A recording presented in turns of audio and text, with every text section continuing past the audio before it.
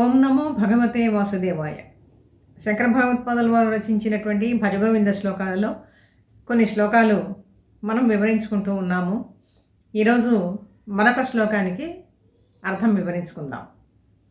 భగవద్గీత కించిదధీత గంగా జలలవ కణికా పీత.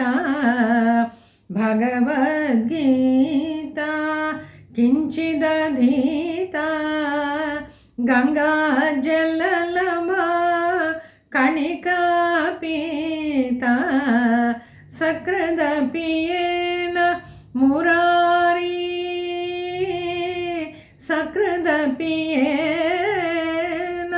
మురారీ సమర్చ్య క్రియతే తస్య యమేన చర్చా. భజ గోవిందం భజ గోవిందం గోవిందం భజ మూఢమతే. ఏం చెప్తున్నారంటే ఈ శ్లోకంలో మనకి కృష్ణ పరమాత్మ అందించినటువంటి భగవద్గీత ఒక గొప్ప బ్రహ్మ విద్యా శాస్త్రం. ఆత్మతత్వాన్ని తెలియచేసేటువంటిది.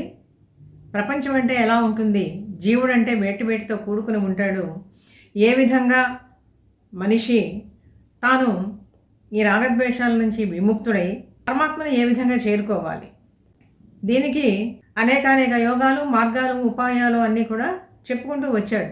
మనిషి జీవితమే దుఃఖంతో మొదలవుతుంది. అందుకనే అర్జున విషాద యోగము అని మొట్టమొదట్లోనే పెట్టారు. అర్జునుడి విషాదం లోకానికి అంతా కూడా ఉపయోగకరమైందనమాట. దాన్ని అనుసరించేటువంటి వాడు నిజంగా ధన్యాత్ములు. ఇదే విషయాన్ని ఇక్కడ శంకర భగవత్పాదుల వారు కూడా ఏం చెప్తున్నారు, భగవద్గీత కించిదధీత. ఏ కొద్దిగానైనా ముందు భగవద్గీతని అధ్యయనం చెయ్యి. ఒక శ్లోకంతో మొదలుపెట్టి తర్వాత మెల్లిగా ఒక అధ్యాయం నేర్చుకో. అంటే దాన్ని అనుభవపూర్వకంగా మనం తెచ్చుకోవాలి, జీవితంలోకి తెచ్చుకోవాలి. ఇదే గొప్ప. అందులో ఒక్క విషయమైనా కనీసం ఒక మంచి మాట మాట్లాడు, అది తపస్సుతో సమానము అంటాడు. అనుద్వేగకరం వాక్యం సత్యం ప్రియహితం చేయత్ స్వాధ్యాయాభ్యసనం చేయమ వాంగ్మయం తప ఉచ్యతే అని అంటాడు. మనం మాట్లాడుతూ ఉంటే ఎదుటివాడికి శాంతి కలగాలి, మనసుకి సాంత్వన కలగాలి, వాడి దుఃఖాలన్నీ కూడా నశించేటట్లుగా ఉండాలి. అంతేగాని మన మాటల వల్ల ఎదుటివాడు ఇంకా ఉద్విగ్నతకు లోను కాకూడదు. ఇది చాలా తప్పు. అందుకని కనీసం మన మాట తీరైనా సరే మార్చుకోవచ్చు కదా క్రమక్రమంగా. ఇది వాచిక తపస్సు అని చెప్తాడు పరమాత్మ. అలాగే కామక్రోధాదులన్నీ కూడా మనలో పేరుకొని పోయి ఉంటాయి కదా. ఒక దాని మీద ఇష్టము, మరొక దాని మీద అనిష్టము, ఇటువంటివన్నీ కూడా మన మనస్సుల్లో బాగా కూడు కట్టుకొని పోయి ఉంటాయి. ఎక్కడి నుంచి వస్తూ ఉన్నాయి ఇవన్నీ కూడా అంటే, కామయేష క్రోధయేష రజోగుణ సముద్భవ మహాశనో మహాపాప్మ విధ్యేన మిహ వైరిణం అంటాడు. కామక్రోధాలు చాలా గొప్ప శత్రువులయ్యా మనిషికి. వీటిని క్రమంగా తగ్గించుకో. ఇవి ఎలా వస్తాయి అంటే రజోగుణం వృద్ధి పొందటం వల్ల వస్తాయి. రజోగుణము అంటేనే కోరికలు. ఆ కోరికల మీద ఆశ అనేటువంటిది తగ్గించుకొని నెమ్మదిగా సత్వగుణంలోకి నువ్వు మారు. ఎవరో వచ్చి మనల్ని మార్చరండి, మనల్ని మనమే ఉద్ధరించుకోవాలి. అది కూడా చెప్పాడు. ఉద్ధరేదాత్మనాత్మానం ఆత్మానం అవసాదయేత్ ఆత్మైవ హ్యాత్మనో బంధు ఆత్మైవ రిపురాత్మన. నిన్ను నీవే ఉద్ధరించుకో, నిన్ను నీవే మార్చుకోవటానికి ప్రయత్నం చెయ్యి మెల్లిగా. ఇప్పుడు మొదలు పెడితే తర్వాత క్రమక్రమంగా ఒక్కొక్క మెట్టు ఎక్కుతూ ఒక సాత్విక స్వభావం వైపు నువ్వు నడవటానికి అవకాశం ఉంటుంది. నేను మారను, నేను ఇంతే, నా మాట తీరి ఇంతే, నేను ఇలాగే ఉంటాను అనేటువంటి మూర్ఖుడికి ఎవరైనా చెప్తారు. అందుకని ఒకళ్ళ స్వభావం ఇంకొకళ్ళు మార్చడం అనేటువంటిది ఎవరికి కుదరదు. స్వభావో దురతిక్రమ అంటుంది రామాయణం మనకి.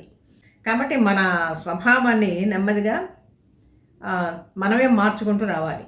ఈ విషయాలన్నీ కూడా చక్కగా గీత బోధిస్తుందండి. ఎటువంటి ఆహారాన్ని తినాలి, ఎటువంటి మాటలు మాట్లాడాలి, ఏ విధంగా జ్ఞానాన్ని సంపాదించాలి, భగవంతుడంటే ఎవరు, జీవుడంటే ఎవరు, అసలు ఆత్మ అంటే ఏమిటి, ఈ చావు పుట్టుకలు ఏమిటి, ఏ విధంగా ధ్యానం చేయాలి, భక్తి యోగం అంటే ఏంటి, పరమాత్మ తత్వం ఏ విధంగా ఈ విశ్వం మొత్తంలో కనపడుతూ ఉన్నది, కాలం అంటే ఏమిటి, ఎన్ని ఎన్ని చెప్తాడండి భగవద్గీతలో. కాబట్టి ఇంత మహాజ్ఞాన భాండాగారమైనటువంటి భగవద్గీతని కొంచెమన్నా అధ్యయనం చేయటం నేర్చుకో. భగవద్గీత కించిదధీత గంగా జలలవ కణికా పీత. ఈ భూమి మీద ఉండేటువంటి మనుషుల్ని పవిత్రం చేయటానికి దేవలోకంలో నుంచి దిగి వచ్చినటువంటి తల్లి గంగామ్మ తల్లి. ఆ గంగా స్నానం చెయ్యి, నీకు చేతనైతే గంగా జలం ప్రతిరోజు ఒక కణిక అయినా నువ్వు తాగుతూ ఉండు. అయితే చాలా దూరంలో ఉండేటువంటి మనలాంటి వాళ్ళకి ప్రతిరోజు గంగా స్నానం కుదరదు, గంగా జలం తాగటము కుదరదు. అయితే గంగా స్నానం చేసినంతటి ఫలితం ఏంటి అంటే ఈ జ్ఞాన స్నానమే. భగవద్గీత కనుక మనం చదువుకుని అర్థం చేసుకుంటూ ఉంటే కొంచెం కొంచెం అన్నా, లేకపోతే మన పురాణ ఇతిహాసాలు చాలా ఉన్నాయి, దాన్ని అనుసరించి వచ్చినటువంటివే ఇవన్నీ కూడా.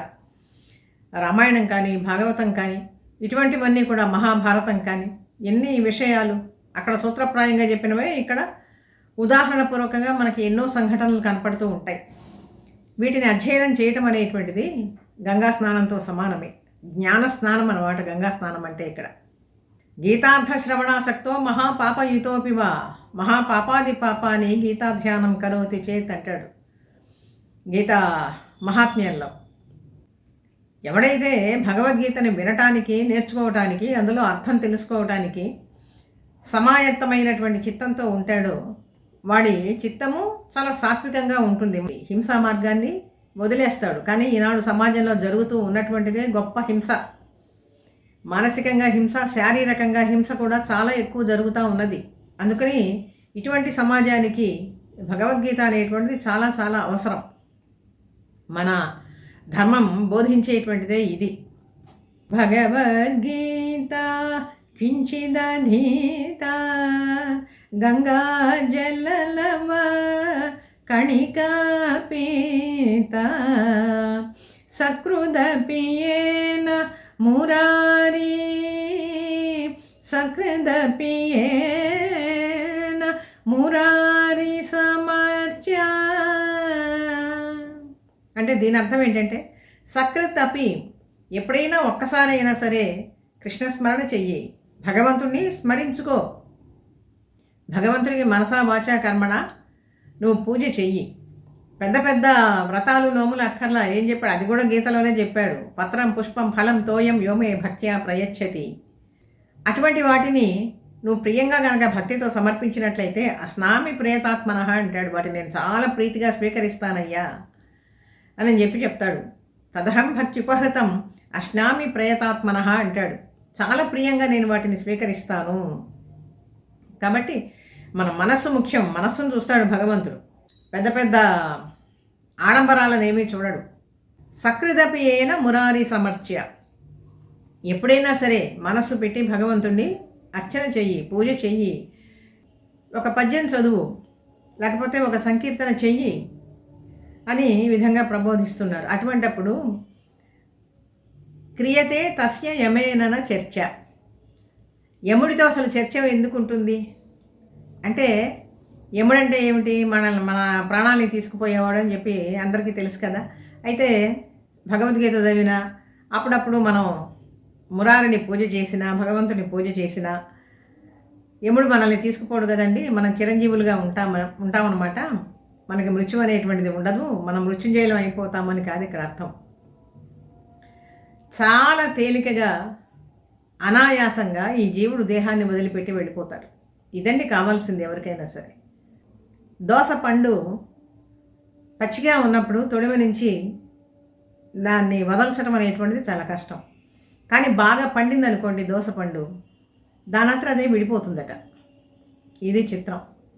అంటే మనం ఇటువంటి సాత్విక భావాలతో గనక మన మనస్సు నిండిపోతే ఇదే ఒక ప్రాయశ్చిత్త కర్మ. ఇంతకుముందు చేసే ఉంటాం పాపాలు, మనస్సుతో చేసి ఉంటాం, వాక్కుతో చేసి ఉంటాం, కాయంతో చేసి ఉంటాం. అయినా సరే వీటన్నిటికీ కూడా ప్రాయశ్చిత్త కర్మ, పరిహార కర్మ ఏమిటి అంటే ఇటువంటి గీతాధ్యయనం కానీ, మంచి మాటలు వినటం కానీ, సత్సంగం కానీ, మన మనస్సు భగవంతుని మీద లగ్నం చేయటం కానీ, ఇవన్నీ కూడా ప్రాయశ్చిత్త కర్మల కిందే వస్తాయన్నమాట. అప్పుడు మన మనసు మెత్తపడి దోస పండు ఏ విధంగా తొడిమి నుంచి విడిపడిపోతుందో, ఎంత తేలిగ్గా పోతుందో అంత తేలిగ్గా ఈ జీవుడు దేహాన్ని వదిలిపెట్టి మరొక దేహంలోకి ప్రవేశిస్తాడనమాట.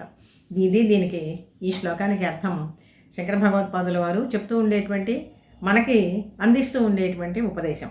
ఒకసారి మళ్ళీ ఈ శ్లోకాన్ని చదువుకుందాం. భగవద్గీత కించిదధీత గంగా జలలభా కణికా పీత సకృదపియేన మురారీ సకృదపియేన మురారీ సమర్చ్య క్రియతే తస్య యమేన చర్చా భజ గోవిందం భజ గోవిందం గోవిందం భజ మూఢమతే.